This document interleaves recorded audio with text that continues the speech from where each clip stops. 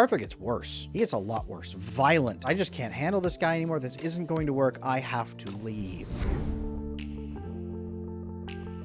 Let's talk about Peaky Blinders and attachment, because there's so much to unpack here. Peaky Blinders is a show set in 1919 Britain, with the street gangs, with all kinds of organized crime, and it's really following a number of people, and honestly a bunch of couples, as they go through navigating this time of despair, hedonism, and misery following the collapse of the Great War. This is just perfect seeding ground for attachment issues.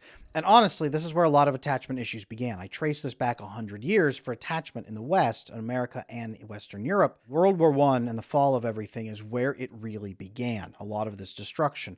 Peaky Blinders is a perfect example of this. I think of one of the couples, Arthur and Linda, especially. They, later on, are going through horrible experiences, and she jumps in trying to change him, trying to save him. This is often either an anxious attachment style person who is trying to fix the other person with codependency, or it is a secure attachment person who's doing okay but tries to help somebody because they don't understand what's going on, connecting with an avoidant attachment person. Arthur gets worse as the show goes on. He doesn't get better. He gets a lot worse. Violent. She finally gives up at like season 5 and says, I just can't handle this guy anymore. This isn't going to work. I have to leave. I wrote a book about this. It's called Exhausted Wives, Bewildered Husbands.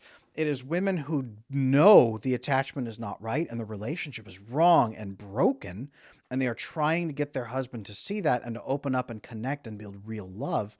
And he's saying, what are you talking about? There's no problem here. The problem's you. You're just being too touchy-feely. I don't want to talk about that.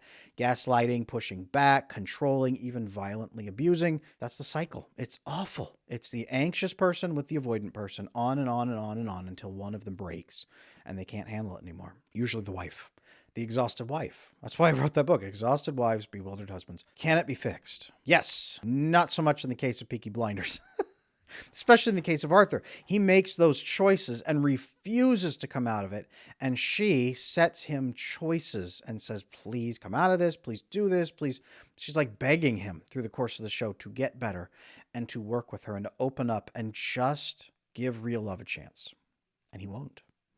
He gets worse. And that is her clue that it's time to leave.